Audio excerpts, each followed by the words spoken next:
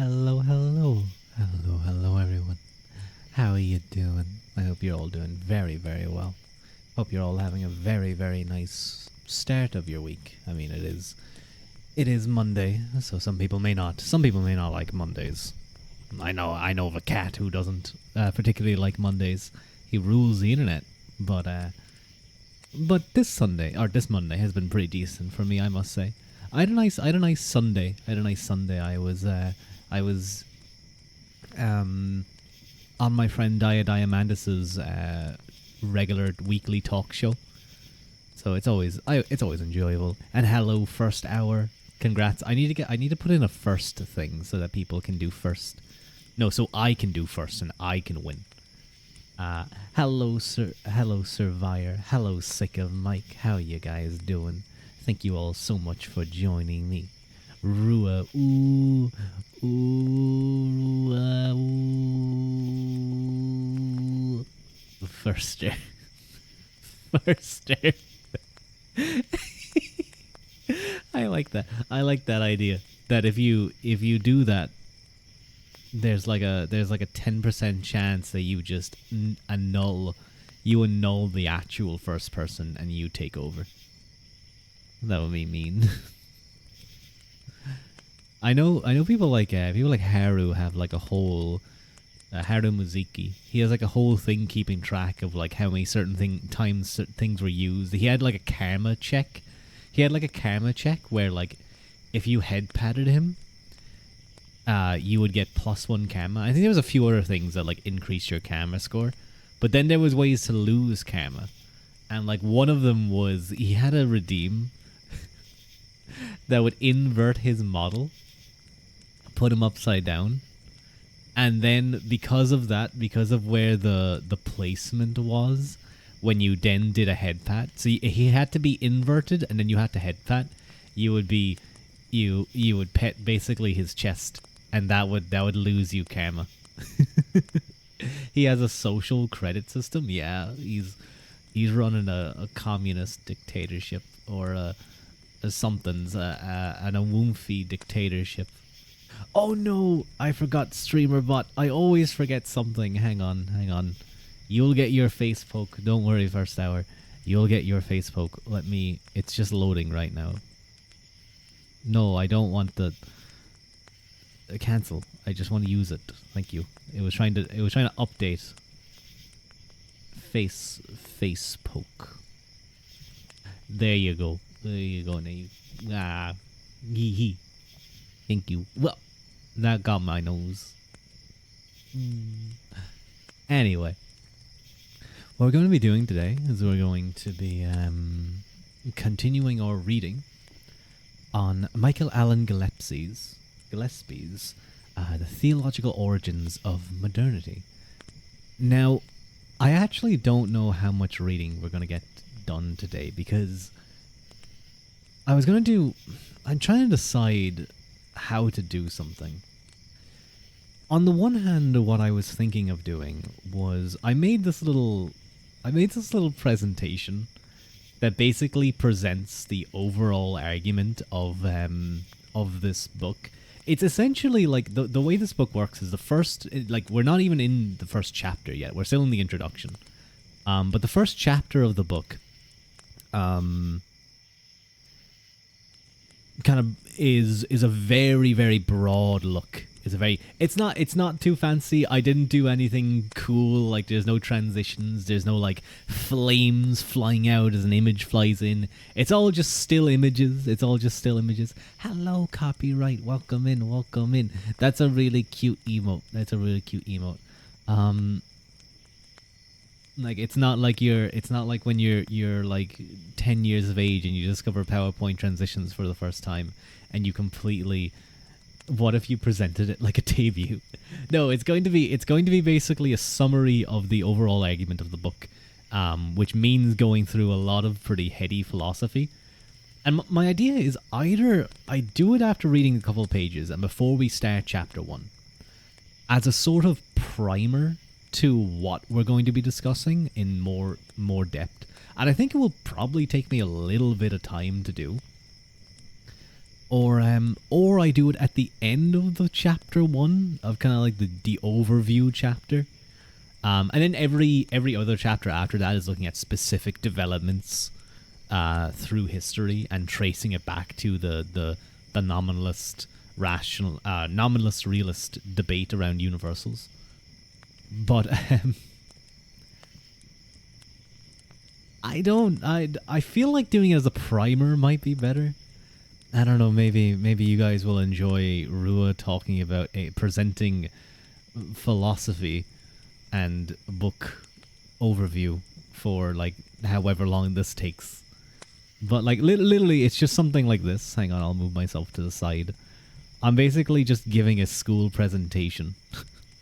I'm basically just giving a school presentation. Oh no, I'm moving you guys. You haven't been on my stream for a while. You have a lot of stuff going on. No worry, copyright. Never ever feel like you are required to be at my stream. Don't apologize. Don't worry. Everyone has stuff going on in life. Everyone's busy with things. That looks like your college slides. I used the PowerPoint designer. PowerPoint designer, my beloved PowerPoint designer. The greatest tool PowerPoint ever provided. And copyright. I hope things improve, or if they're just still going well, but you're just busy. I hope it's going good. But PowerPoint designer, the greatest thing that's ever happened. You literally you just type up what you need. If you need to put it into like slides or PowerPoint, or not bullet points and stuff, you get that all set up. You throw in like your 2 to 3 images, and then you just click on the button, and it will make a cool slide all on its own. All on its own. It's like the best thing ever. Easily the best thing ever. So what I think we'll do is we might finish off the first couple of pages, or the last couple of pages of the introduction, and then I might get into it. Now, I will say sometimes the designer can be garbage. It can just be so dumb. But that's kind of like why my introduction slides were kind of cool. Were decent looking anyway. But we'll look at that when we come to it. Clever why? I just want to do. How have I been? I've been okay. I've been okay. I pulled something in squatting in my lower back, just above my, just like kind of like around the back of my hip. It's not nice. It's kind of sore. Hang on, let me. Oh God. Sorry, that was awkward. I need to push this in here. Okay, I'm going to do a few push-ups. This is going to be a small one because I am actually hurt. So I don't want to do too much. I don't want to put too much pressure on me. 1, 2, 3, 4, 5, 6, 7, 8, 9, 10, 11, 12, 13, 14, 15, 16, 17, 18, 19, 20. There we go. A nice, easy 20 push-ups. And thank you for the hydrate as well. Hang on, let me get this down. I don't want it to make noise. It made noise. My current hydrating drink is a cup of tea. It's nice. It's nice. But clever. I hope you're having a nice time. A nice start to your Monday. Maybe you're doing some study or something. But yeah, it's kind of annoying. It happened last Friday, and what was really annoying was I don't know what caused it. Well, I think I do, but like I wasn't squatting heavy at all. I think that's the thing that was annoying. I squatted down awkwardly, and it put pressure in a bad way, and it just I think it just pinched a nerve. But it's already feeling a bit better. So that's okay. But yeah. I'm going to play some Black Ops 2 Zombies later, though. Nice one, nice. I've been playing a lot of some Helldivers 2. I've been enjoying that with Lost_Wolf, another VTuber, and just enjoying it. I've gotten into it now. I see why people loved it so much. It's definitely fun. We did lose once though, in heartbreaking fashion. We had so much stuff, and he was feet from the dropship, and he got stabbed. Played on stream. Maybe I will sometime. Maybe I will. That would be a good stream. But I think for Wolf, it's like a relaxing thing. It's like his kind of time off stuff. So like, maybe I'd do like a solo queue or thing. I saw that there was someone who another VTuber who was playing it and was having like an open lobby. So maybe I joined him sometime. That could be fun. Although his open lobby could possibly be like for his viewers. I don't know. But it could be something. It could be something we could do.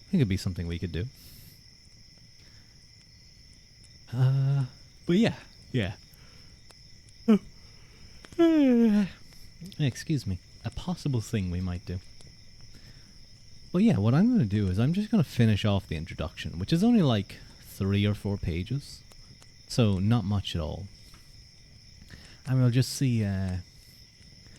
I'll see then. Do I want to give you guys like? Okay, let me say. I'll attempt to give a primer because I can sound pretty decent when I'm writing things, but when I'm speaking, it may not come out as fluid and as smooth as I would have liked it.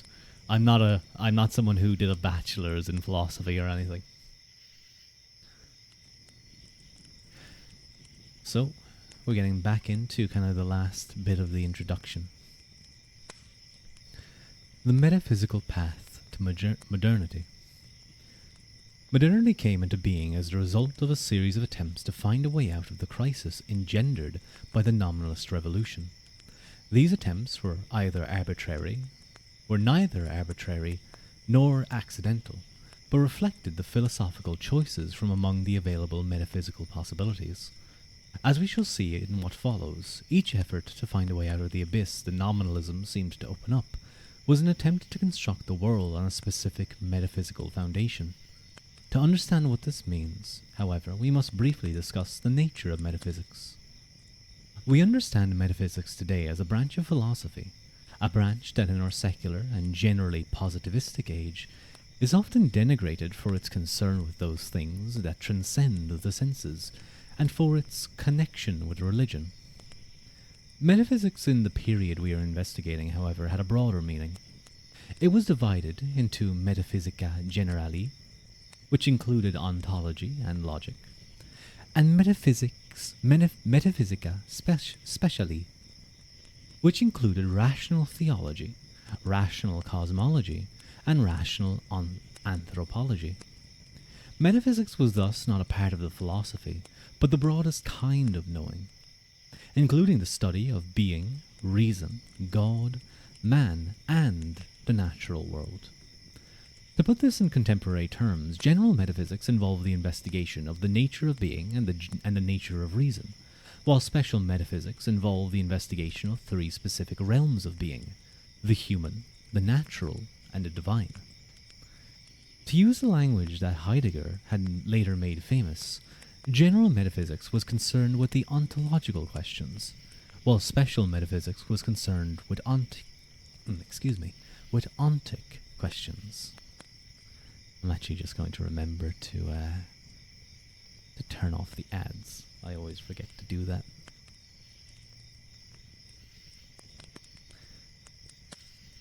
The nominalist revolution was an ontological revolution that called being into question itself. As we saw above, it thus gave rise to a new ontology, a new logic, and a new conception of man. A new conception of man, God, and nature. All succeeding European thought has been shaped by this transformation. While nominalism undermined scholasticism, it was unable to provide a broadly acceptable alternative to the comprehensive view. To the comprehensive view of the world it had destroyed. Some retreat from radical nominalism was thus probably inevitable. On the basic ontological point, however, there was no turning back. All or almost all succeeding forms of thought accepted the ontological individualism and nominalism had so forcefully asserted. With respect to the other elements of metaphysics, however, there was considerable variation. Although these variations themselves were constrained by the structure of metaphysics itself.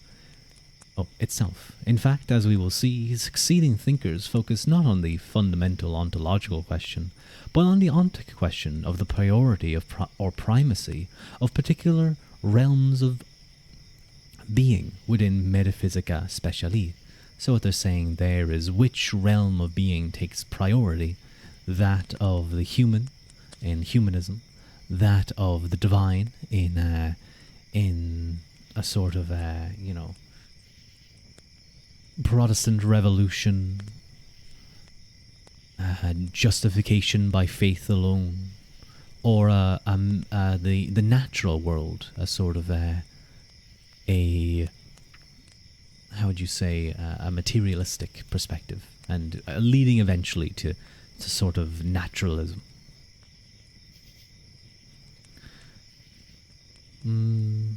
Where was I? Oh, yes. To put it simply, post-scholastic thinkers disagreed not about being itself, but about the hierarchy among the realms of being. This is immediately apparent from even a superficial examination of humanism and the Reformation, the two great movements of thought that stand between nominalism and the modern world.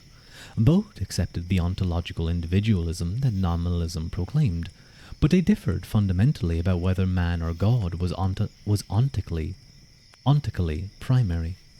Humanism, for example, and this is the type of stuff that I'd be talking about in my briefly in my little presentation. For example, put man first and interpreted both God and nature on this basis. The Reformation, by contrast, began with God and viewed man and nature only from this perspective. Despite their agreement on ontological matters, the differences that resulted from their ontic disagreements were irremediable.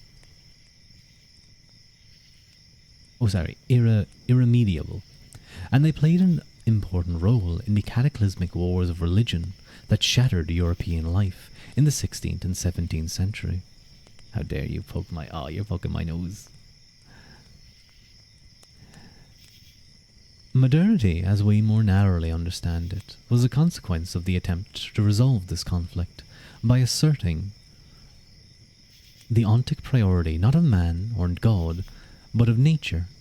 And as we will see, while this new naturalistic beginning helped to ameliorate the conflict, it could not eliminate the antagonism at its heart without eliminating either God or man.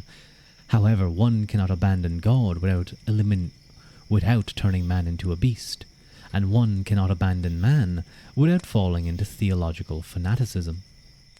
The two great strains of modern thought that began respectively with Descartes and Hobbes seek to reconstruct the world not as a human artifact or divine miracle, but as a natural object. They disagree, however, about the nature and place of God and man in the world as they open it up. For Descartes, man is in part a natural being, but he is also in part divine, and is thus distinguished from nature and free from its laws. For Hobbes, man is thoroughly natural, and thus free only in the sense compatible with universal natural causality. These two poles of modern thought are thus rent by the same contradiction that set humanism and the Reformation at odds with one another. This contradiction posed a profound problem for modern thought, and successive modern thinkers dedicated to the process of enlightenment sought to resolve it. But in the end, these efforts were to no avail, for this contradiction could not be resolved on modern metaphysical grounds. The recognition of this fact, which found its first and most foremost expression in Kant's antinomy doctrine, brought about the crisis of modernity, in whose shadow we still live. To speak of the crisis of modernity is not to assert that modern thinkers gave up on the project. German idealism in particular at its core, was nothing other than an attempt to find a solution to this problem.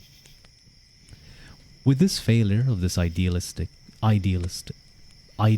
project to reconcile modern reason, modernity has been increasingly characterized by a deep cleft between a radical voluntarism and a radical determinism. So to give a brief overview, one of Kant's antinomies was that between the concept of free will and a deterministic universe.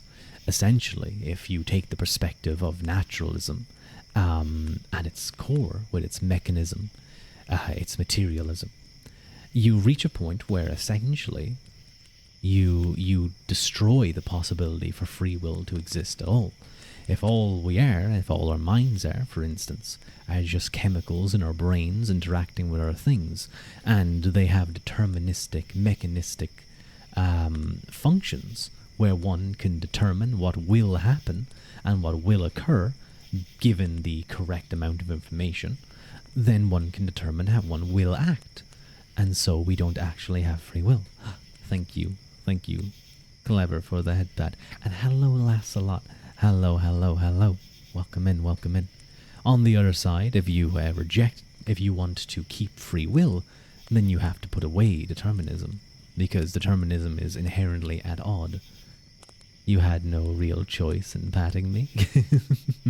Yes, exactly. You could never choose. You were always going to pat me.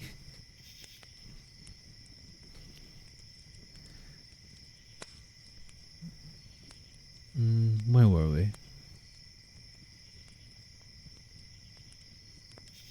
Oh yes. The persistence of this division and the seeming incapacity of modern thinkers to find a way to heal this wound has led many to abandon modernity in favor of either pre-modern or post-modern alternatives.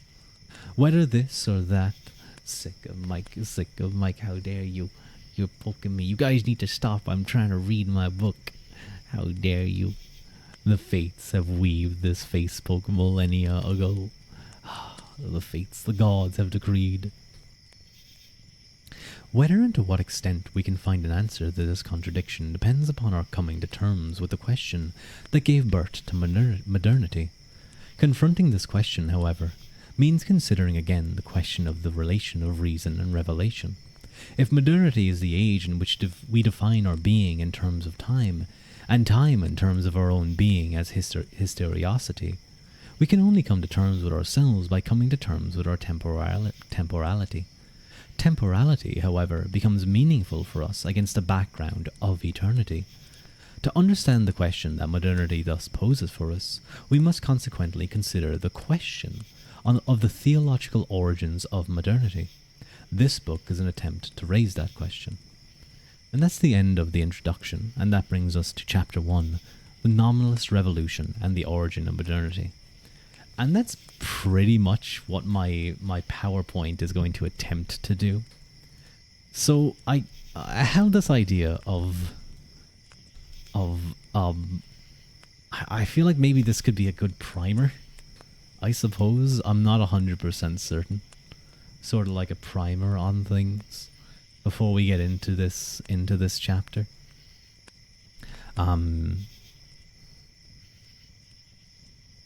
Lecturer mode. I'm gonna try. I can write things and I can look things up to make sure that what I'm saying makes sense. But I'm not too sure how well I'm gonna do in explaining this. Oh no. I hope I don't embarrass myself. Can you guys read this? Is this kind of visible enough, or should I make it larger? That's basically what teaching is, I suppose. So I could maybe make it a tiny bit bigger. I put that up there and extend that there. That probably isn't doing much. You'd say no, but it'll be grand on a bigger screen. I hope it is. Because I feel like you guys need to be able to read this. I could put it down here, but then I'd be blocking a little Ruru, and I don't want to block a little Ruru. Put it here. Yeah, that's probably fine, I think. I think that's probably fine. Will I do this as like the introduction? I suppose we'll do this as the introduction. Thank you, Clever, for the face hold.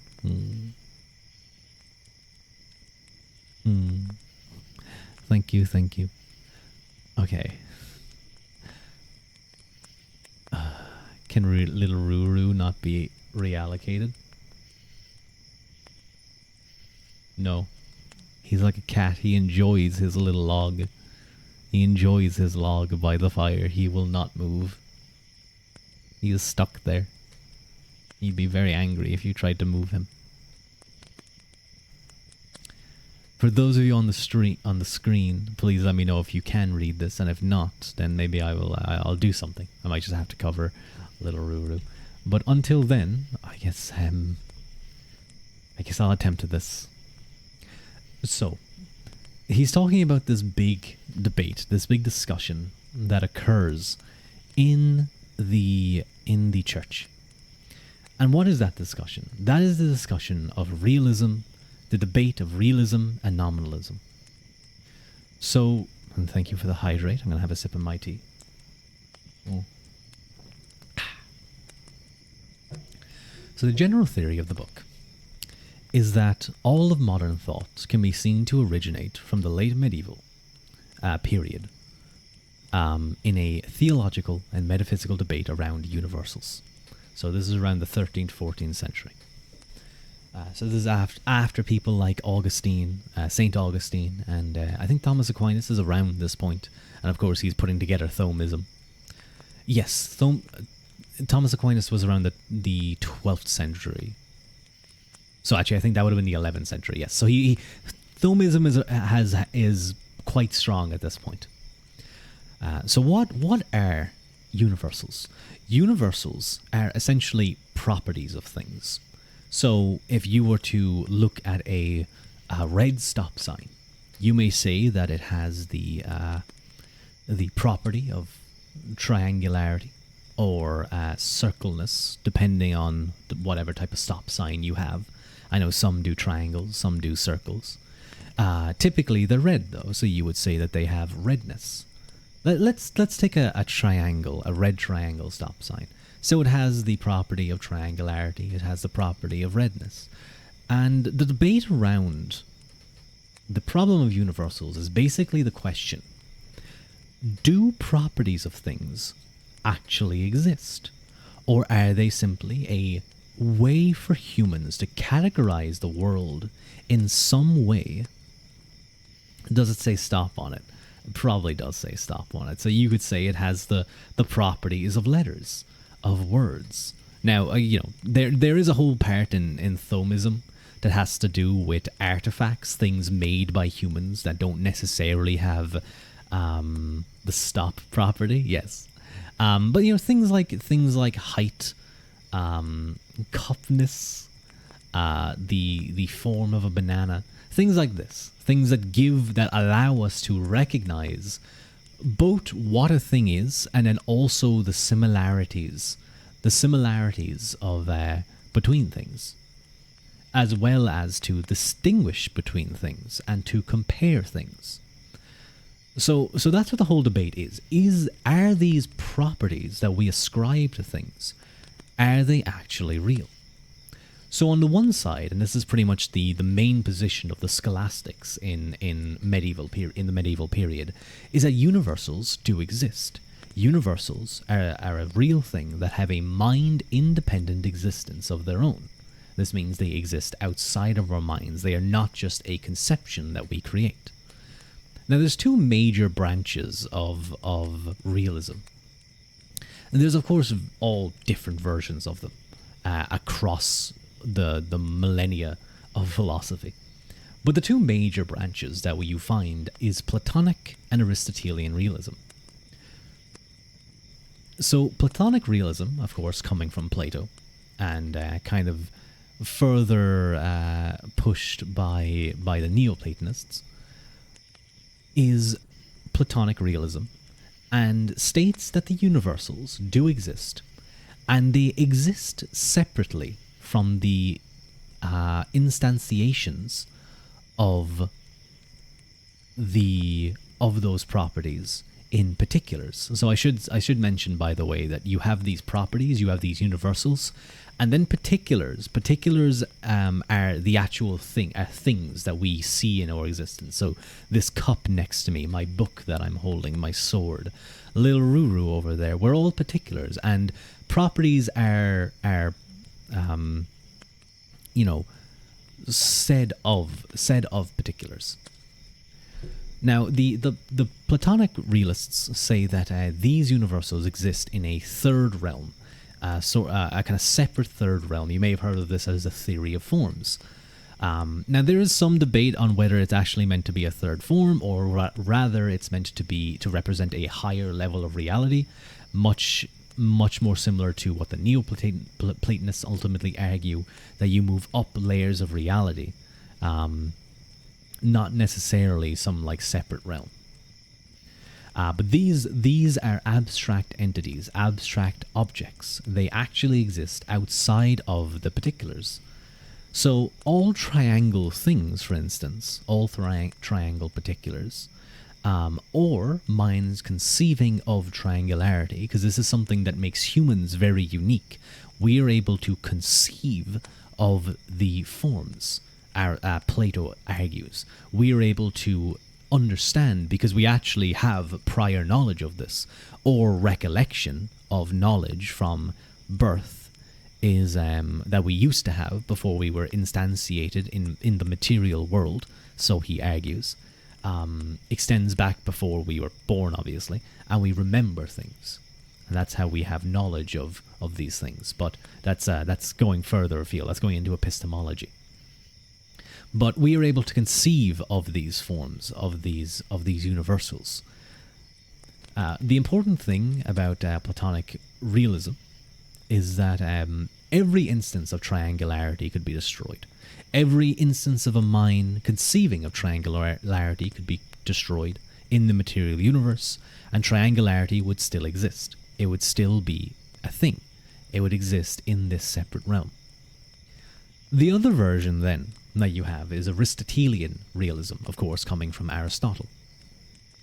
And some people emphasize, some people look at this image here, the School of Athens with Aristotle pointing to the ground, and they kind of make this out to be that Aristotle was some great empiricist. No, he was a hardened realist. He believed in universals. He gives the first argument for the prime mover. Well, not the first, but definitely kind of one of the earliest renditions of it. But that's neither here nor there. What he effectively represents is a sort of moderate realism. Universals exist, but only insofar as they are instantiated within particular objects. They do not exist outside of those objects.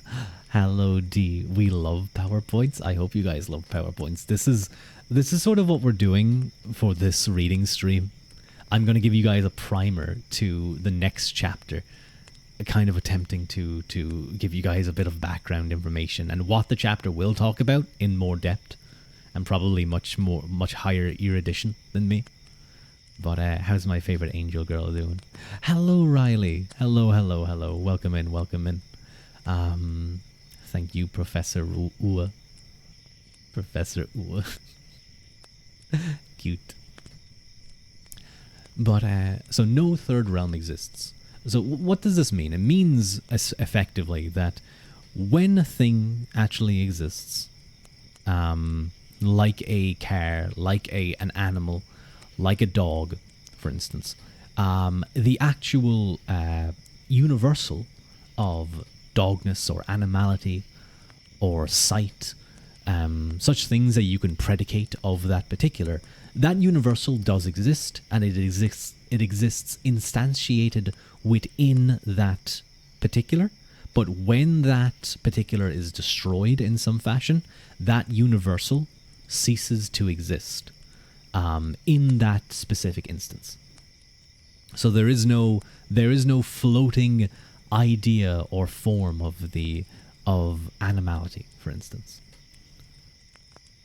You have your bleeding test tomorrow. You don't get the lingo. I hope you bleed well as well. Hello, Blue Neon. Hello. How are we doing today? We're doing okay. We're doing all right. We're doing a PowerPoint. So there is a bit more to this, of course. Like, we're doing a very brief overview. The medieval scholastics were realists, and particularly of the Aristotelian types. Particularly Thomism is quite interesting on this, because they argue that the universals were again a higher reality, a la Plato. They held that they were actually ideas within the divine mind of God, and as such, the universals reflected God's divine nature. It's kind of an interesting way where it's almost like the universals exist for the medieval scholastics, at least from my understanding.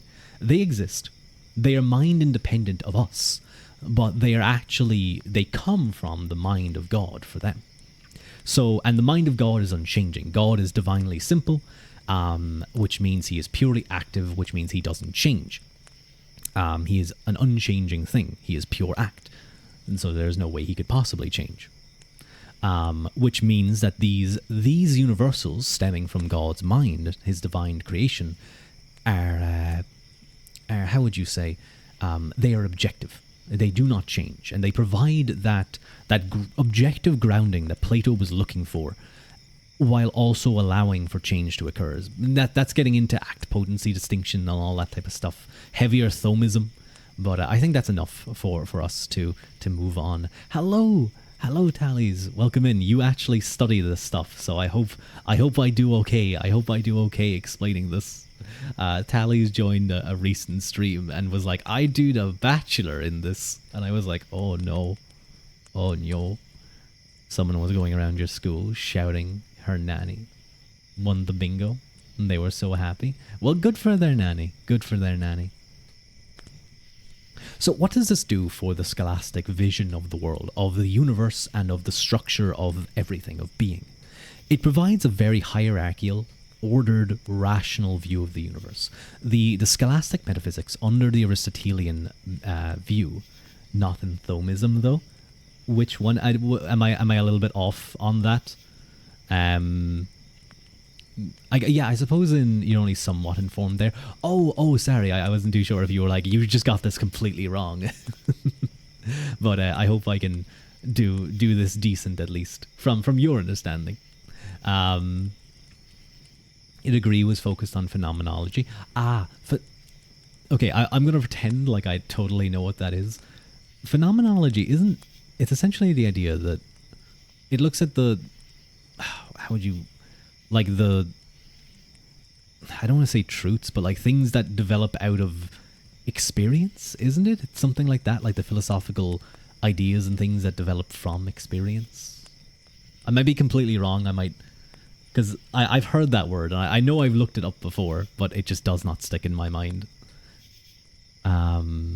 Was slagging them, saying your nanny won €10 off the bingo. Well, I hope her nanny did something well, grounding the experience in phenomena, but in a different way than empiricism. But yes, so this provides a very grounded, hierarchical, ordered view of the universe. And particularly in medieval scholasticism, coming from Aristotle, you have this concept of theology, coming from the word telos, which basically means purpose or end or goal-oriented or goal-directed. And what this is this is basically coming from Aristotle's four causes. Aristotle had four causes for everything in existence. Outside of the first mover, I suppose. I can't remember if these apply to him. But that would be the material cause, the formal cause, efficient, and final cause. The material cause being simply the thing that a thing is made up out of. It's material. The formal cause being the what a thing is, what it is to be that thing, I suppose, the properties of that thing, outside of its accidental properties. So its most fundamental essence, I suppose. Essence. I have to be careful. Thomism is very, very iffy on certain things. And thank you, Clever, for taking off my Ianer. You did some work on Anselm of Canterbury, though. I have not read his stuff. I know the name. I've definitely seen it pop up, but maybe you can throw in, Tallies, some interesting info as I'm going through this.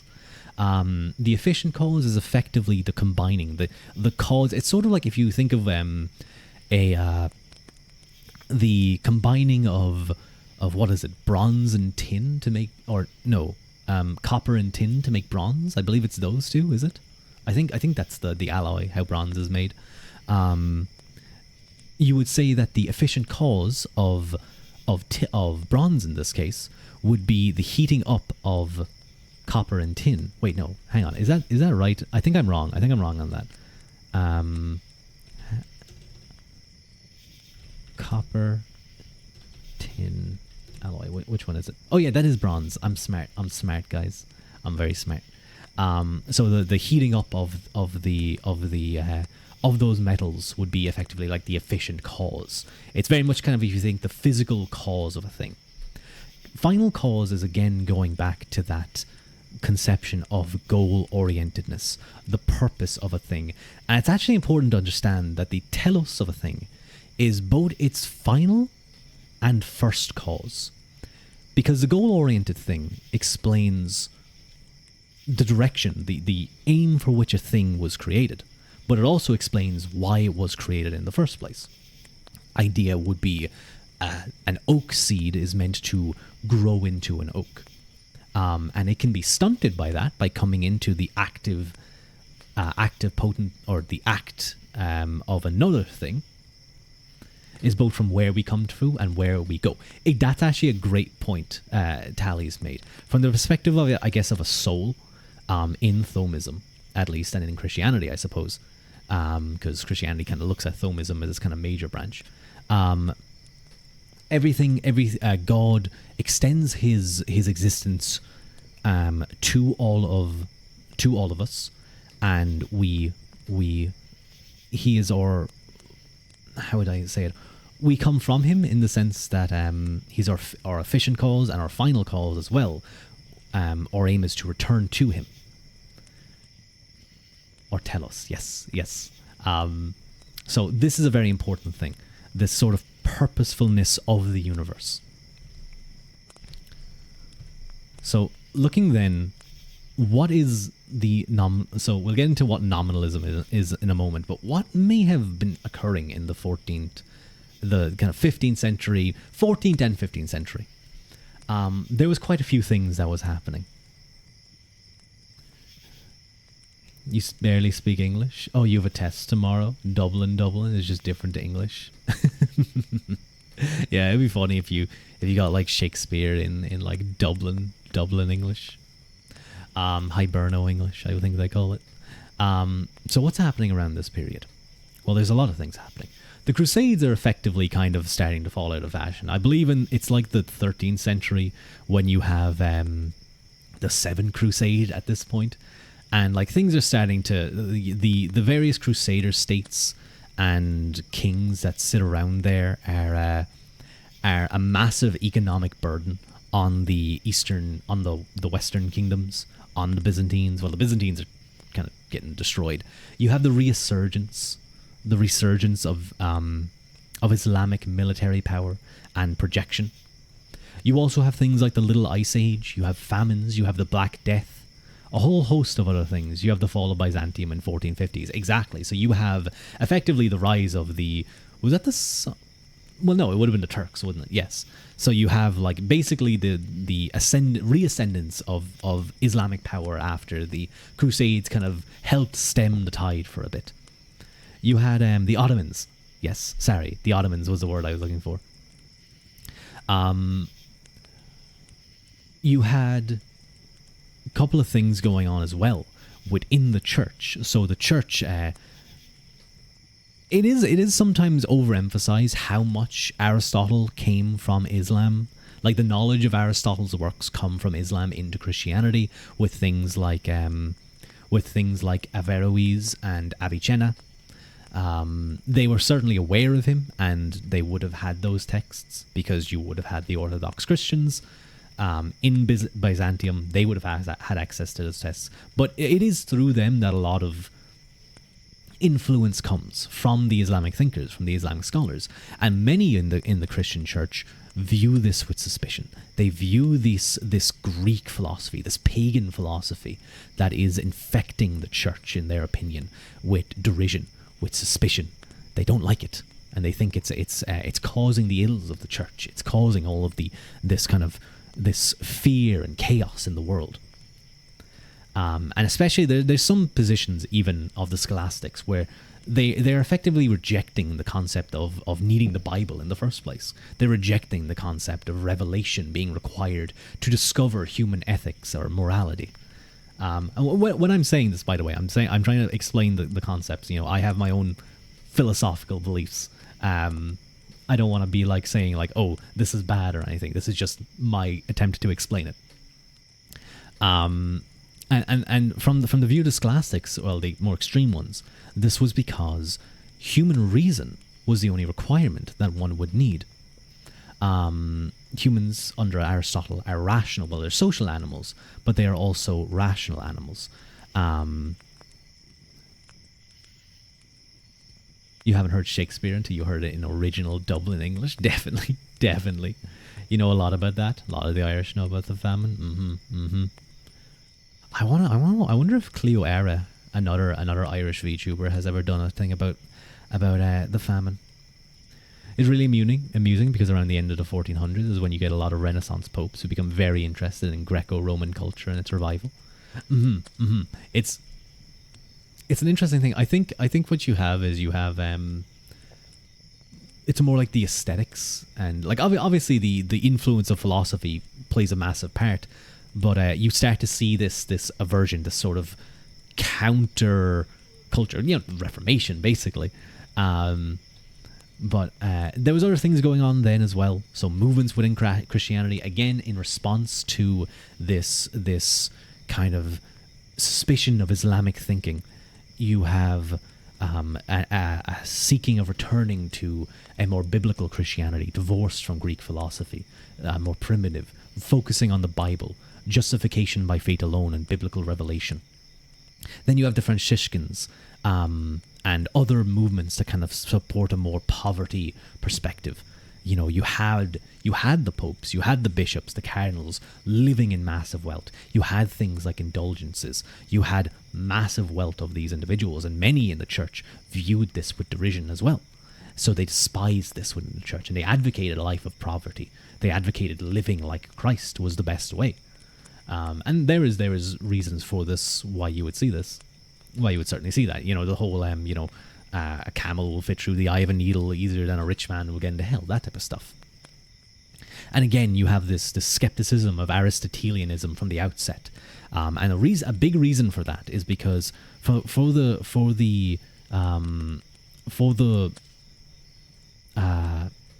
scholastics, at least from my understanding, they view the reason, the intellect of God, to be the primacy, the prime attribute of God. Now, I will say, I think Thomism is more focused on existence, his essence as existence, the I am. I have that reference in another slide. But for the nominalists, their emphasis is on God's power, on omnipotence, his omnipotent ability over his intellect. His power becomes his main thing, that he is not beholden to anything.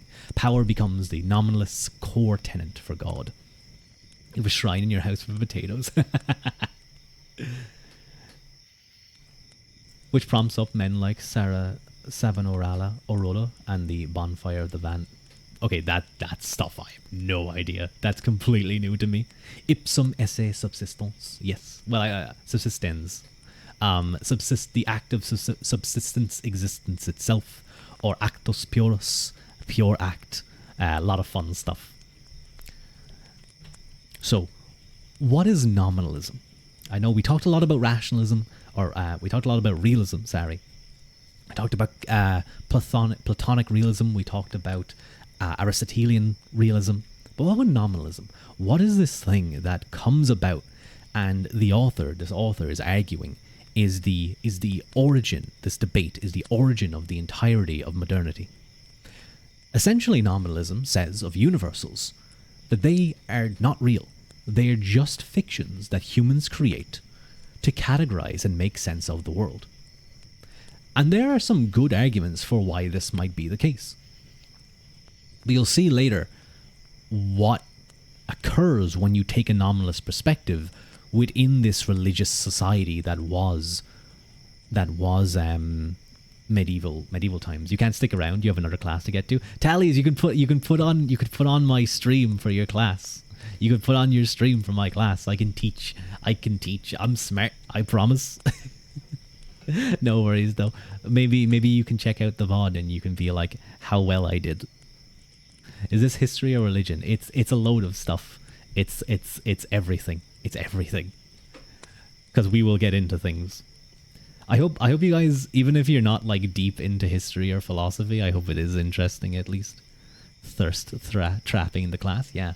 Put me on. I'll be like, you can like, someone can compliment me and I'll blush, and all the fujoshis and all the guys who like pretty men will be like, oh, I should follow him.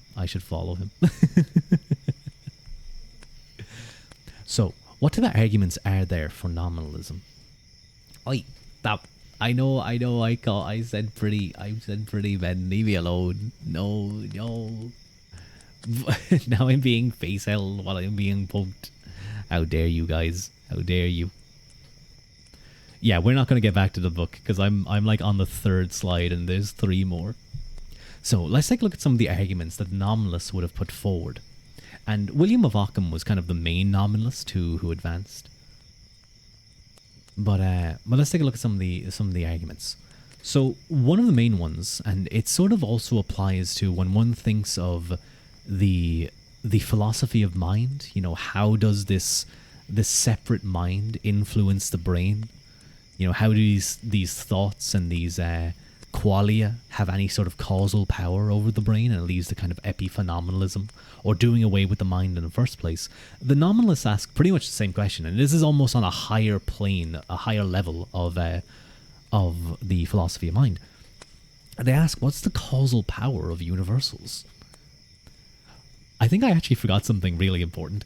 One of the important things about Platonic about Platonic realism is that the things that instantiate them, they do, or sorry, not to instantiate, the particulars participate in the form of whatever that thing is. So triangles participate in the form of triangularity.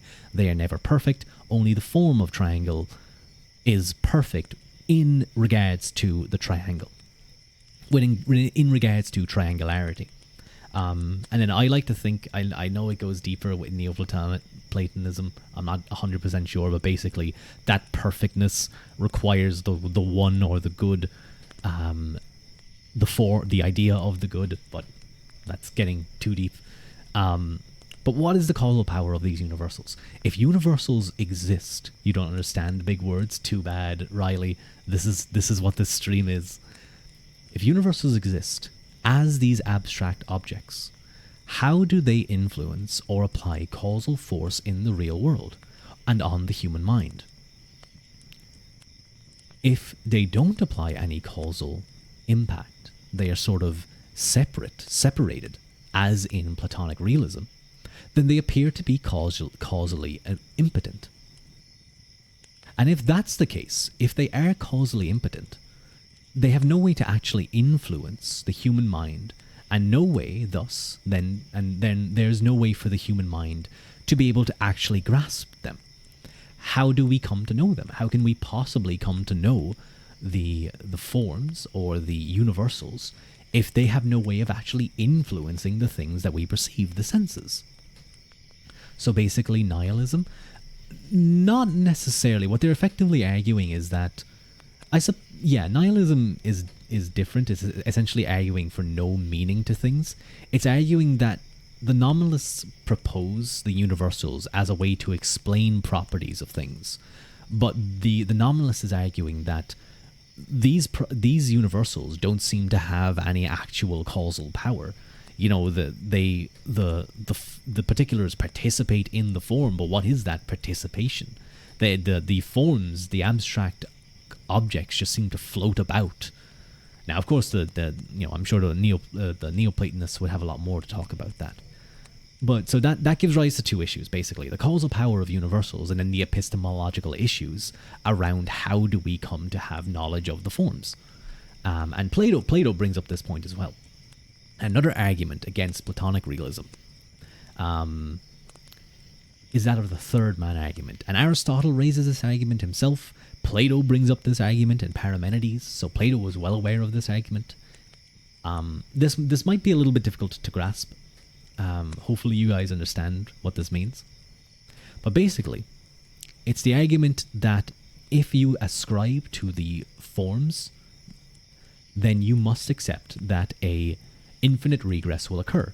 But if the idea of positing universals in the first place is to explain properties, so if you have an infinite regress of properties needing to be explained by further properties, then, there's no reason to really accept this position.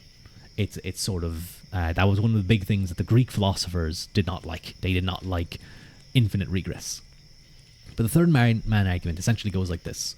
For any number of f things, there is a form of fness by which the f things participate of. This form of f, which we will call f1, must itself be f. So it is perfectly f from a Platonic point of view.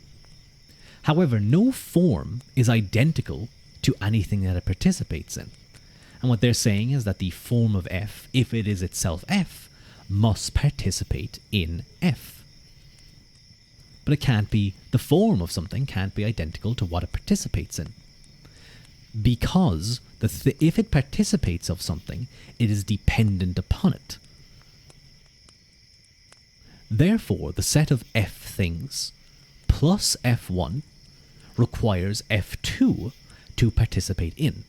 And you make the same argument for f2, and so on ad infinitum, and you get f3, and then it becomes an infinite regress. And this is a pretty big argument. Now, there is such things as self-predication, participation, and I think this does become something very important. Autocephaly, that's a word. I don't recognize it. It might be an important word. I'm just blanking, but it might take a little bit to wrap your head around. But it is a very interesting argument. I do know that there are, of course, I will say this. These are broad overviews. I'm not a scholar in this stuff. I am not a scholar in this. There are much more intelligent people who have dealt into probably each of these individual issues more in depth than anything I've ever looked at in my life. So there's a lot more to be read about each of these. This next argument was one that was really interesting to me that I only came about a little while ago, like a couple of months back. And that is the universal of being a universal paradox. It's not. I have third man for moderate realism, Aristotelian realism. To my mind, I guess what I was thinking was, it sort of is in a way, it's kind of like an alternative third man argument, but it's its own distinct argument. That was kind of the way it popped into my head when I read it, and I actually grasped it. So, universals can be divided into two groups. Those can be, it argues that if you accept universals, they can be divided into two groups. Those that are self-instantiating and those that are non-self-instantiating. I will admit right now, this is hard. This is hard to follow. If a universal is self-instantiating, what does this mean? It means the universal has the property of universality. It instantiates itself. So it is the universal of being. So the universal of being a universal would be, for example, self-instantiating by virtue of being a universal. So in the third man argument, it's talking about participation, and that's from a Platonic perspective. You have to remember, in this argument, it's talking about moderate realism, where the moderate realist takes the position that universals are real things, but they only exist insofar as they exist within the particulars. And then it goes on to talk about the divine mind and stuff, but that's like specifically about particulars. It's all about instantiations. But what it's saying here is that the universal of something must itself be, must come under the heading of universal. And also, if it is the universal of, say, triangularity, it must also have it must participate in the universal of triangularity. I think that there is some stuff where like this works out, but let's just accept that is the case, that a universal that has the property of universality instantiates itself. What about non-self-instantiating universals? Well, if a universal of self-instantiatedness exists, if Q exists, then non-Q exists, which means a universal of non-self-instantiatedness must also exist. The question then becomes, does the universal of non-self-instantiation instantiate itself? If it doesn't, then it actually does. If it doesn't instantiate itself, it has the property of non-self-instantiation, which means it does instantiate itself, because it is the property, or is the property of non-self-instantiation. If it does instantiate itself, then it doesn't. If it is, that would mean that it is self-instantiating, which means it is not part of the universal of non-self-instantiation. I'm going to leave it there because, like, even I still find this argument a little bit tricky to grasp the idea of a universal of universality, instantiation and non-self-instantiation, and how a thing can instantiate itself. It is very tricky. It is very confusing. I only recently came across it a little while ago, but it's kind of been in my head here and there. But we'll just say that this is sort of like a third man argument for moderate realism. So the nominalists have arguments. It's very circular from the sound of it. So the thing about it is, it's trying to argue that there's a paradox with moderate realism. That if you accept moderate realism, you have to accept this. But it's a paradox, which means that moderate realism is incorrect. It is circular in the sense that, like I imagine that people would probably argue against things like, that there is non-self-instantiation and things like that. So yeah, like the circularity of it is sort of intended. It's meant to be a paradox, essentially. It's meant to see that, to argue anyway, that moderate realism holds a paradox within its own belief system, and as such must be rejected. Another reason why, especially today among many philosophers, why realism might be rejected, is that realism is just kind of strange. It's just weird. What supports this basis of being also disproves it. Pretty much. It is like it doesn't, then it does. If it does, then it doesn't. It's hard to wrap your head around self-instantiation. Again, I'm still trying to wrap my head around it, but I have read a bit on it, and it does seem like a pretty interesting argument at the least. I suppose I should mention that I suppose I side on the basis of realism. I believe that universals are a thing, and we'll get into that why. I have some arguments for realism as well. But realism is sort of very strange to a modern perspective. It's very mystical. It's too metaphysical. Modern thought, which is, again, heavily steeped in nominalism. Again, there's the argument of this book is that modernity comes from nominalism, comes from this debate between real. Does instantiation mean what I think it means? It is like a metaphysical thing. Yeah, so instantiation in regards to Aristotelian metaphysics, Aristotelian realism, is, remember, the universals for the Aristotelian doesn't exist in some third realm. It only exists within the particulars, but they are real. The particulars have real properties of them, but that is the only place where the universal exists.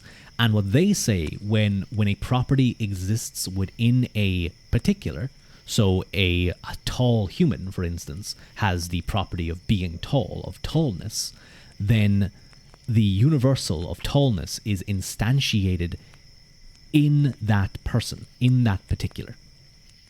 So it is a metaphysical thing. Now, I said I was going to leave this because it is confusing, but what they're saying is that tallness itself, I suppose, if you think about this, would as a universal, and because we recognize that there are various properties, and we recognize that we can group properties together, we can recognize that there are various things that we call universals, there must be a property of being a universal, of universality, which is really weird to think about. I suppose the argument you could make against this would be that properties aren't particulars. Properties don't exist in this way. In the same way that, you don't predicate something of a property. You don't say that the tallness of someone is also yellow, or has yellowness, or has equality or fairness or beauty. Like, some people say tallness equates to beauty. I don't know. But yeah, it's kind of like even if Genzuki has beautiness, I have often said that Genzuki is the form of beauty itself. Is the form of beauty, rather than, and I often think of I suppose this comes down to how I view linguistically, not linguistic. I like, this isn't like some hard fact or something. I just always think of the word like beauty, like handsome. Handsome is kind of a word that you typically use for a man. Gorgeous for me is a word that I would associate with like femininity. And then beauty is the kind of catch-all term. You have handsomeness, the kind of masculine version. Gorgeous, feminine, and obviously you have different words. You can choose whatever words you want. Beauty then is what Genzuki represents, the perfect combination of the two. Stop making me talk about my Oshi and how pretty he is. But yeah, so yeah, that could possibly be an argument that properties don't themselves have a property. So this universality property doesn't actually exist. But you would still expect a property to. You would still accept. I suppose the argument is that something has the property of tallness. That tallness must itself instantiate the property of tallness. So again, it's a hard argument to get your head around. If I find a better way to explain it, I will do it. Anyway, so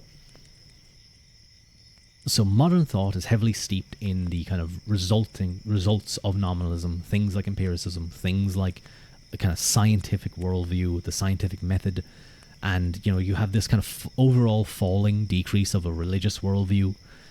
So many just dismiss the idea of realism on this ground, and this kind of leads into William of Ockham, Occam's razor, which is don't unnecessarily add assumptions to an explanation. If it's essentially the idea that the less assumptions required to explain something, the more likely that is to be the correct explanation. It's not a rule, it's not like a law, but it's kind of generally agreed upon. And the nominalists would argue that positing universals is unnecessary, is adding too many assumptions. But what about realism? I mean, it seems just from those arguments alone that nominalism has a pretty strong case against the idea of universals being an actual thing. Maybe universals are just these things in our minds that we use to categorize the world. But there's some issues with this perspective as well. One of the primary issues is that if nominalism is true, then properties as we know them don't actually exist. A general agreement on validity. Yeah, that's a good point. Generally, I think you could say that, yeah, that's William of Occam's statement. Occam's razor is probably a decent thing to try and stick to. The universals as we know them don't exist. If that is true, if everything is a particular individual, ontologically individual, then there is no basis for actually comparing two things. if roundness, for example, is a fiction, then two things that we call round couldn't actually be formed into a group and called round. It would always just be a fiction. And that would mean that if you accept nominalism, you have to accept this kind of level of skepticism. That what you're always talking about is just how you are putting the world together in your mind, and how other people are putting the world together in your mind. That there is no concrete reality that you're actually talking about when you say that there is a red car and a red bus and a red post box, a red apple, a green apple, that these are two apples. There's no appleness about these two things that actually exist under nominalism. So you can't say that these two things are actually apples, other than just kind of an agreed upon mental thing to try and understand the world. But what this does is that if you actually accept this skepticism of nominalism, you destroy the possibility of science, because you require the ability to compare things. You can't compare two completely individual separate things that have nothing in common, that have no properties in common. Apples to oranges can't be compared on the basis of both being round, essentially. Yes, it doesn't matter that they both have roundness, because to us, in reality, under a nominalist perspective, roundness isn't a thing. There's no commonality between an apple and an orange. The divide of Buddhism in describing the material universe as an illusion before the greater truth. Yeah, I mean, there is an aspect of this. I mean, there's an aspect of like the idea of the senses being wrong have been a massive thing for across philosophy. You have Zeno's paradoxes, which talk about moments in time and movement being an illusion. And Zeno being heavily influenced by Parmenides, who argues that all is one. Going even further, I mean, Zeno talked about movement, about things moving to and from, and that movement doesn't exist. Zeno said that everything, like the many, does not exist, and that everything is one. Very, very much like kind of Buddhist, I suppose. I mean, you can find these type of ideas all across philosophy, all across the world. But alongside this is you have the issue of the explicability of sameness. And this was an idea coined by Bertrand Russell. And the question is basically posed to the nominalist. How does a nominalist actually explain why we group two things together as we do? Why do we group things that are round together? Red, blue, green, sour, sweet. Umai.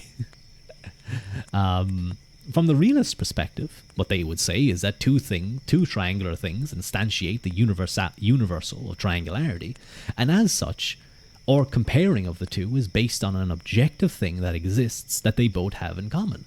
So we have a basis for comparing the two and for grouping the two together. The nominalist response probably would have to do with something to do with similarity. That there's a similarity, a sameness, a resemblance of the two things that exist, or among various things. So you might say that, the color spectrum, they're all colors, they're all different things, but they're some colors are closer to others based off of a similarity in the closeness of the physical waves that are hitting our eyes and going into our eyes and how our brain interprets it. But when you talk about this concept of similarity, of resemblance, of closeness, of sameness, that appears to just be talking about a universal. What is similarity but a universal? The nominalist is essentially using the very concept that he's trying to explain away. They're colors we cannot perceive but look similar enough to a shade, and so we group them together, a specific shade of color. Yeah, so if you take color, for instance, you might say that, X color is close to Y color, which is also close to B color. But if you're talking about closeness, well, what is closeness? It's a relation between the two that exists apparently. You can actually say the closeness of these things is an actual thing. Is that not a universal? And there now. I'm not too in depth on kind of discussions of nominalism. I suppose I should give nominalism its proper due, I think, and really read into it proper, as well as like the scientific worldview. I have a few books that I think it was Crane who recommended them to me. I think it was, yeah. Oh no. Oh god, who recommended them to me? Hang on, no, that's gonna do my head in. That's gonna do my head in if I don't know who did that. Not Omo. Oh, sorry. I think it was Edward. Sorry, it was Edward Hyde. That was who. Who recommended them. I think I saw a tweet from Crane earlier that caught my eye. So that was all that was in my mind. Anyway, let's move on from that. The nominalist may counter the rationalist by saying that no. He's not talking about like similar things between two particulars. He might argue for what's kind of like a meta similarity or meta resemblance. That the similarity we see between various things, so between a green apple and a red apple, between a red apple and a red car, that similarity, the actual similarity itself, are themselves just an instance of higher order similarity. But effectively, that's just pushing the issue back further. What is this meta similarity? It is but another universal. So that's kind of an issue you might have with nominalism, so the realist argues. And another issue is you might have this problem of companionship. So if you group things based off of resemblance or a similarity, well, without actual universals existing, you're going to be grouping particulars, because again, you're always working with individual particulars. You're always saying, well, this particular apple is red, so this also goes with the red post box and the red truck and the red fire hydrant, because I see a similarity of this red thing, so I can group them by this similar thing or this resemblance.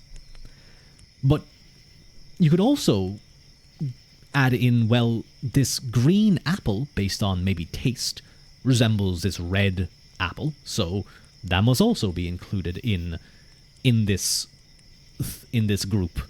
The red apple is also similar to the green apple, but now you have this green apple being in the set of things that is a red truck, a red post box, a red fire hydrant, which have no similarities to it.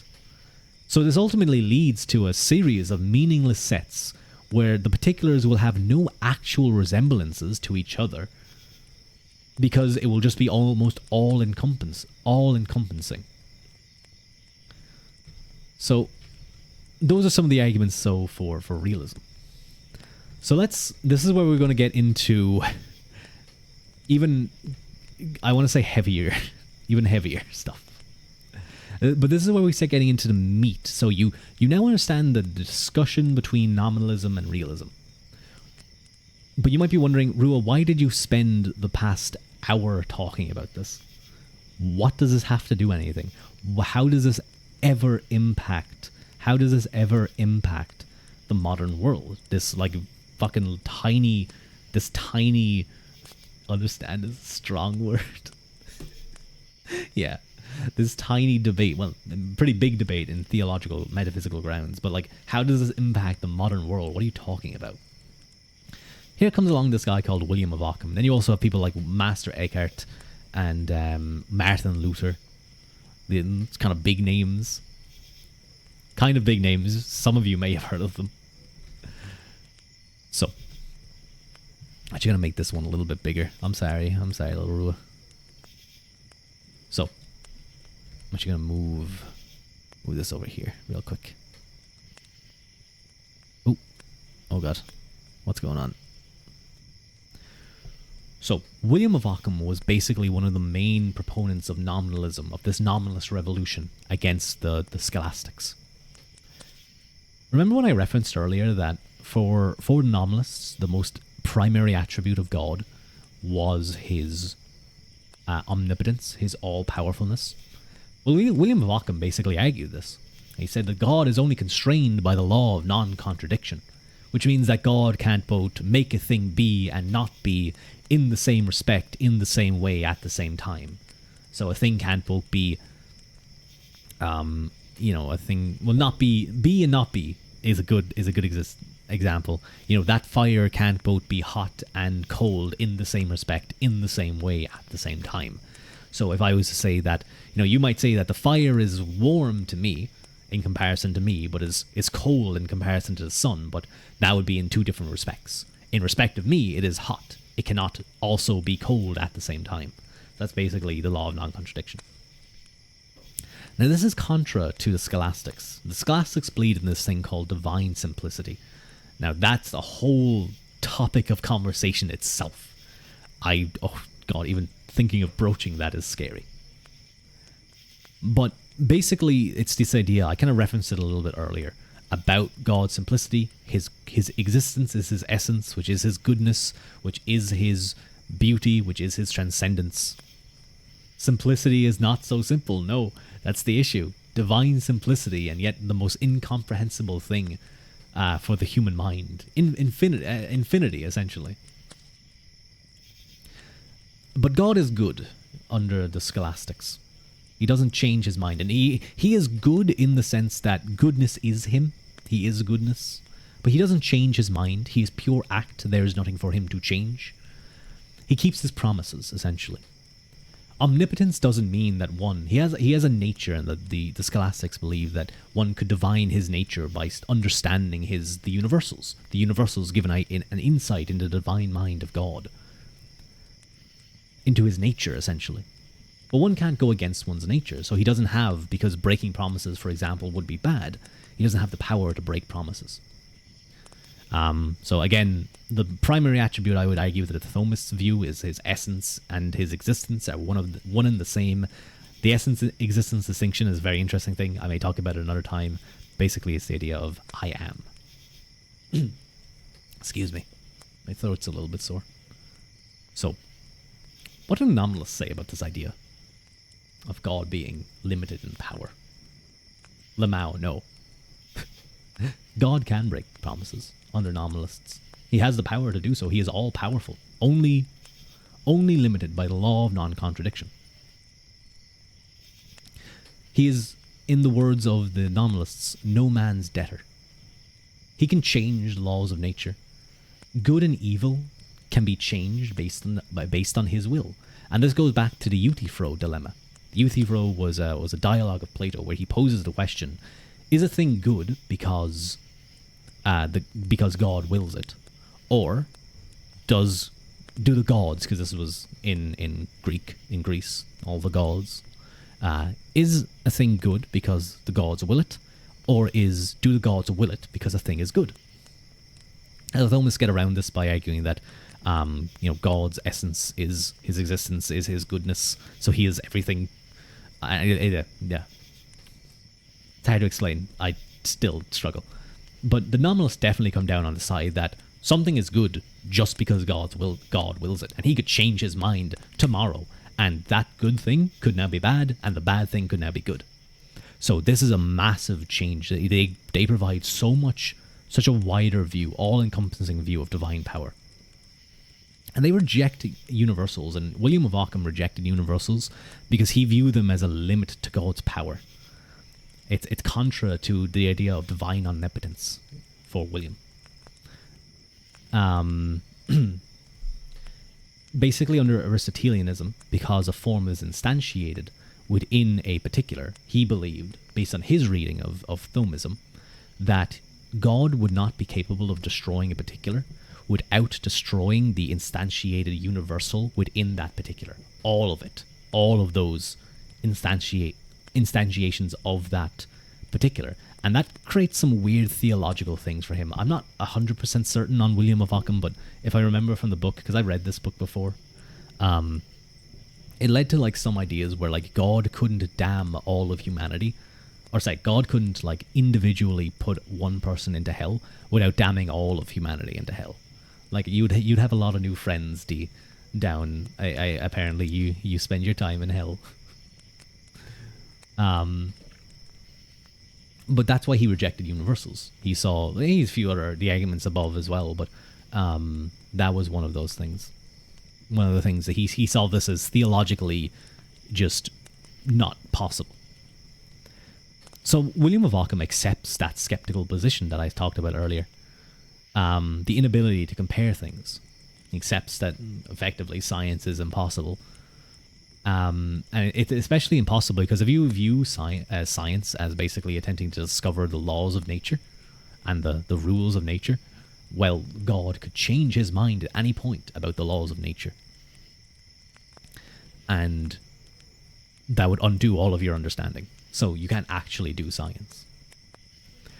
It also takes away this concept of the theological aspect of humanity.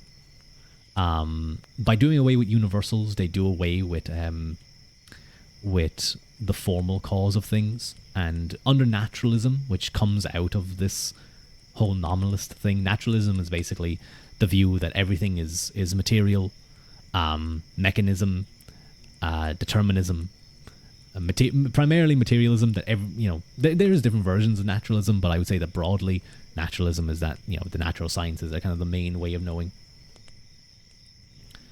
You could die tomorrow, so what's the point of doing anything today?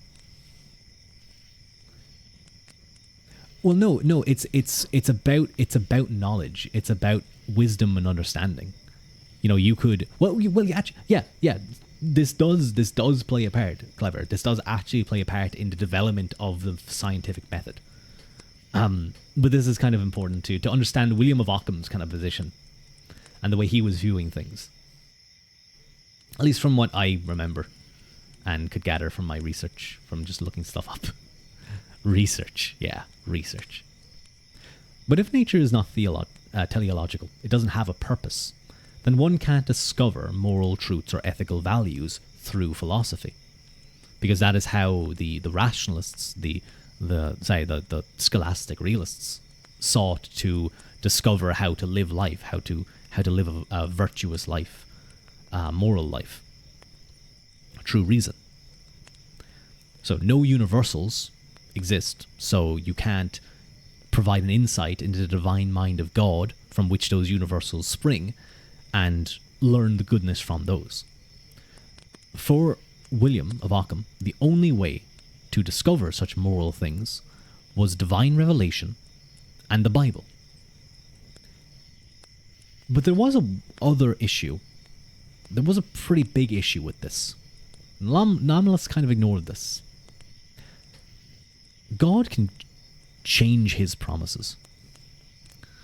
He can break his things. He can break his promises under this terrifying, incomprehensible, nominalist God.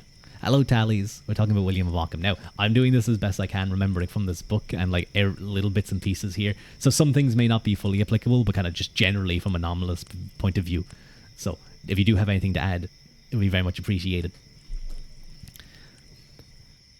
But basically, this concept that God can break his promises opens up the idea that could the Bible be wrong in this sense? Could the Bible be trusted? Because the Bible is simply just a list of God's promises and stories. Now, at this point, the nominalists are essentially beginning to approach heretical concepts. They attempt to get around this by positing two ideas: potentia absoluta, or absolute power, God, what God can do, he can do, and potentia ordinata, ordained power, what God would do. What God would do, could do, versus what he would do as he promised. But again, God is not bound to keep his promises, so this kind of attempt to fix this falls flat. This concept of this all-powerful God under nominalism is terrifying. I will point. Why did I have this here? Did I not have this at another point? I think I did. Modern nominalism. There's a point here that under moderate nominalism, what eventually develops into, which plants the seed for empiricism and the scientific method and development of science, is to learn about the natural world. Only empirical investigation will suffice. and brings in that. So now we get into the main theory of the book into a deeper perspective. And that's... I'm actually going to move this back up here. I'm going to... Pierre Abelard had something to do with that. I have heard of Abelard to do with nominalism, and like was that to do with the result of nominalism and like the powerful God, or maybe I'm wrong. I have heard that name Abelard, probably from this book and from elsewhere, talking about this.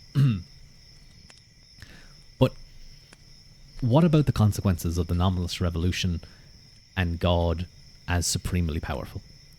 How does this lead to modernity?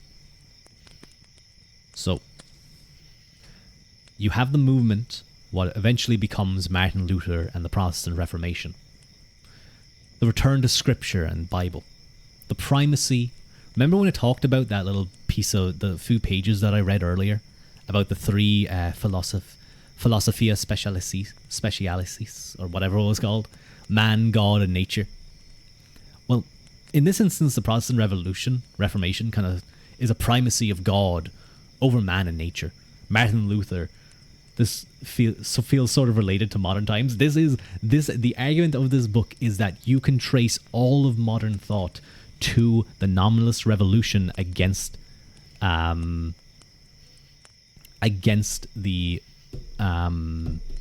realist position of the scholastics. The Reformation largely comes from a dissension on how to read Augustine too. I'm not too aware on that one. I have Augustine's City of God in my bookshelf, but I have not read it yet. I find it hard to find time to read new things outside of doing these types of streams.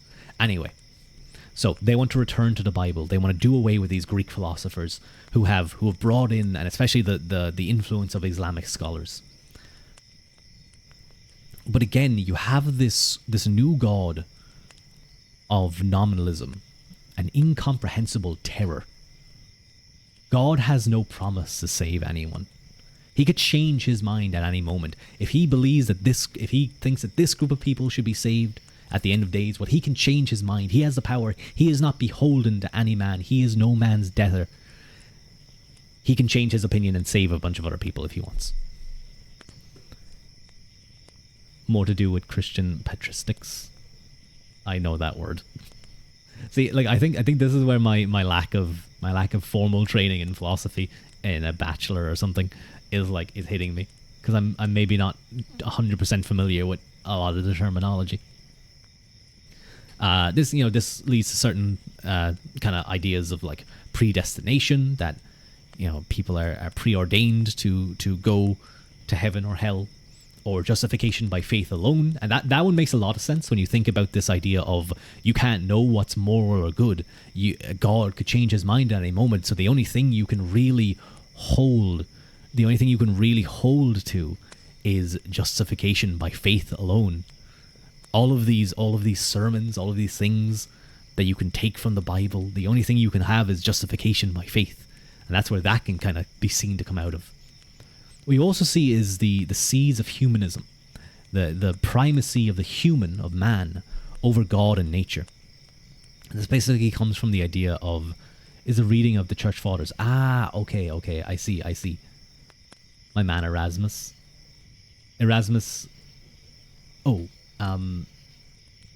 Uragena? I know Erasmus Uragena. He was a Christian.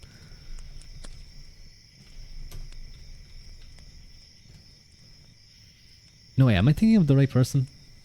Hang on. Uragena. I'm thinking of Scotus Uragena. Sorry, hang on, sorry. I'm dumb. The Ceteris Erasmus. Yes. I'm sorry. I was thinking Irish philosopher Scotus Uragena, who I believe had one of his books put on like the no read books, the naughty books of the church. Never heard of him. He was I think Bertrand Russell called him like the most important Neoplatonist Christian or something like that. He was heavily inspired by Neoplatonism. Anyway, again, this goes to God's power. If God's primary attribute, his power, his will, and humans are made in the image of God, the imago Dei. I think that's how you imago Dei. I think that's how you call it, isn't it? Imago. Yes, that's the correct thing. The image of God. Therefore, similarly, humans must also be willful beings, primarily. To be human is to be a willful being, from this point of view of humanism. So it emphasizes the greatness of humanity, the inquiry and imago Dei. Imago. I see. Imago Dei. I see. Thank you. The mastery of the material world. So remember in the introduction, if you guys remember from last stream, I talked about how the modern world has a sort of Promethean individual flair. Everything is about the individual. Well, this is kind of where you can start to see this coming from, this humanism coming about from the nominalist perspective, and it comes from this ontological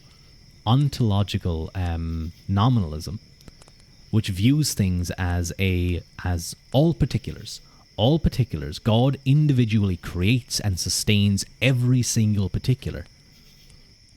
This is, when you apply this sort of idea to the political sphere, what you start to see developed is what can come about under Hobbes and Locke of liberalism, the political individualism, influenced by the nominalist individualism that comes about ontologically. So, like, this can be, like, I mean, this brings about things. Thank you, Tallies, for the head pat. My brain is starting to hurt. I'm trying my best.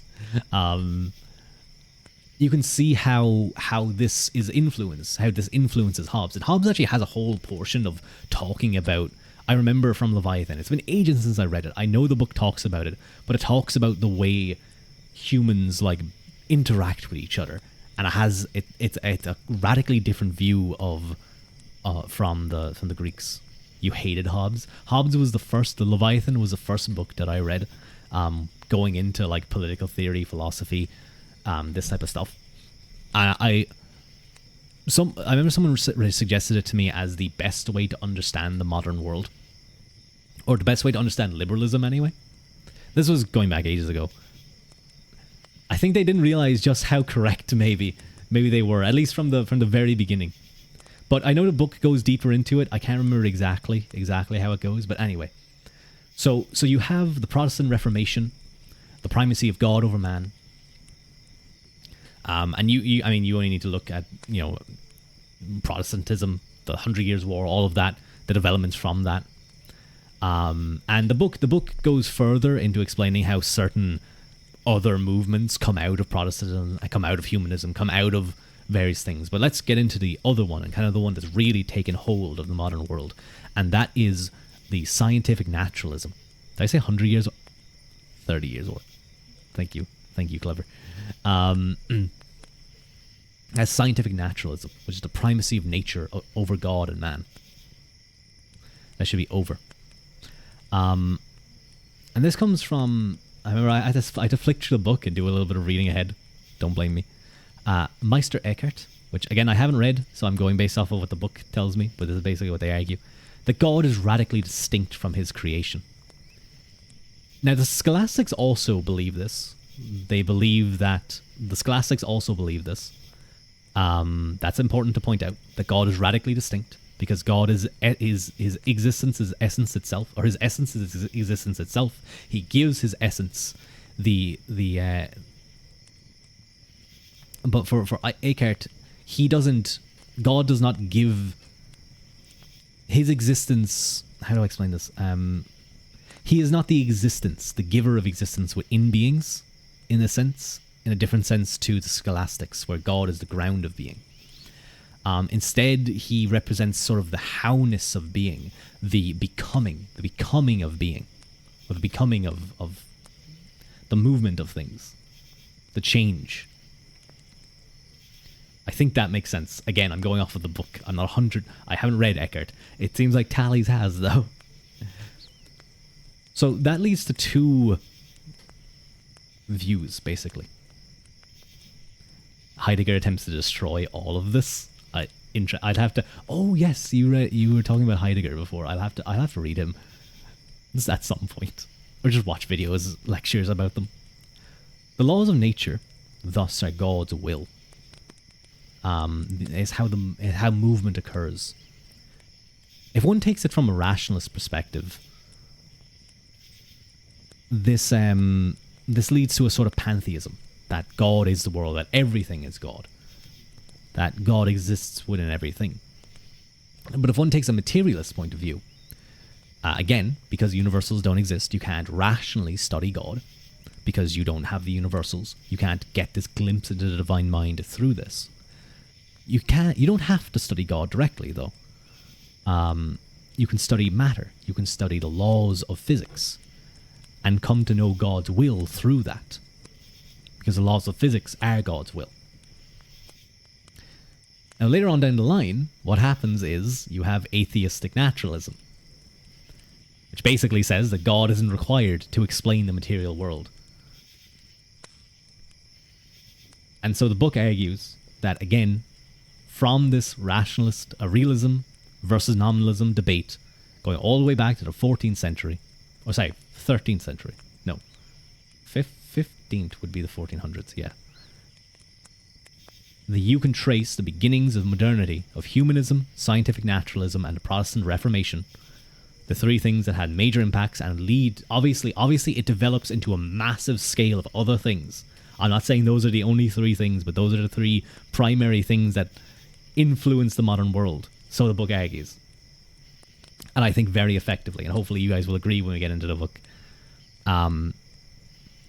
That's what modernity is, and that's kind of the process. And that's the end of my presentation. And sort of, we're going to be covering a lot of these grounds again when we get into chapter 1, which is basically just that, what I've just done, but probably more in depth and better explained.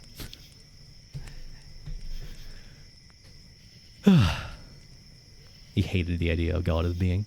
If I had to write a theology, to which I sometimes feel inclined, the word being would never appear within it.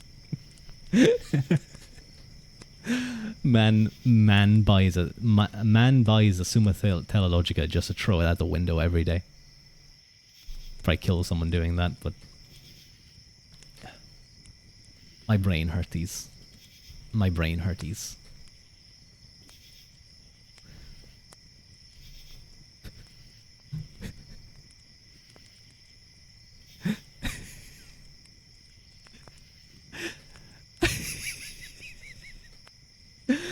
I just realized something.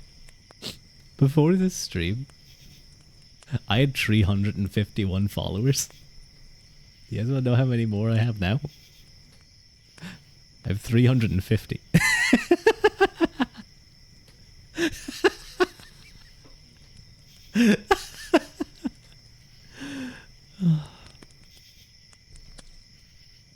I just realized I've been in the ASMR category. I probably should have been in the just chatting category.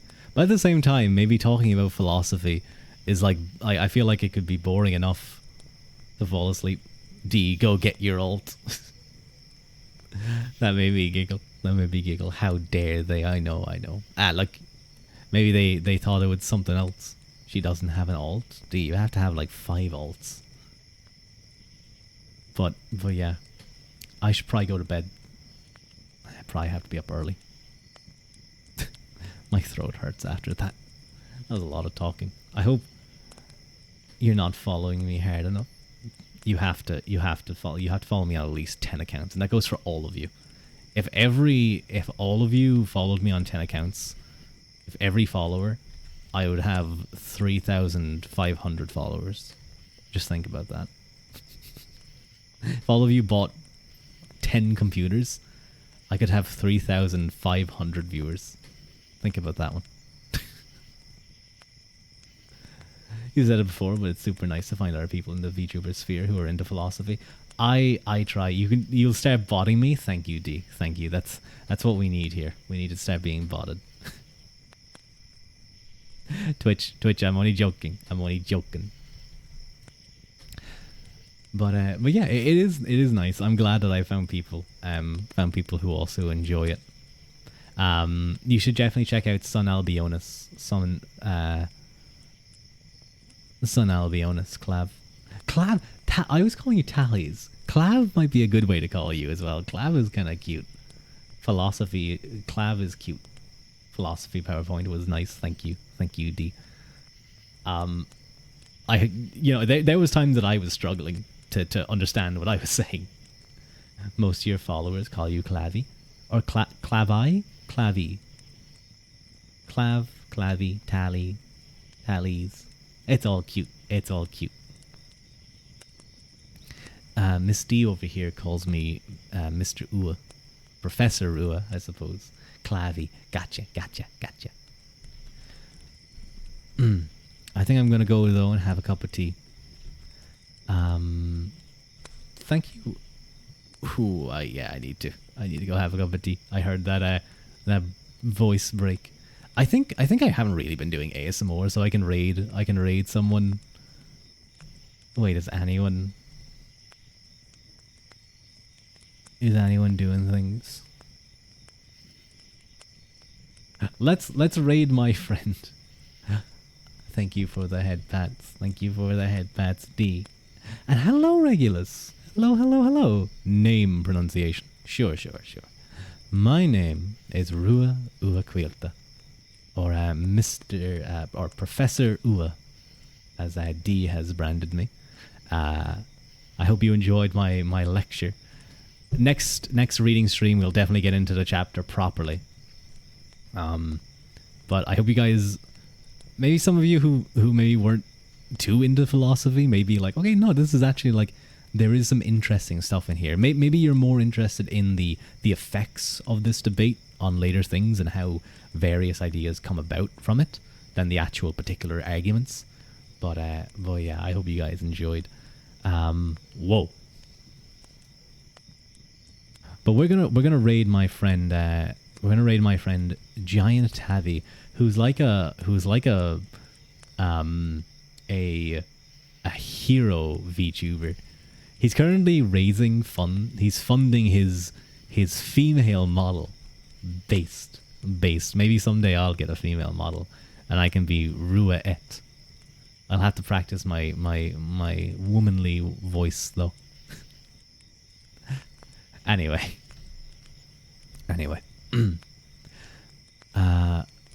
You'd be weak. Oh no.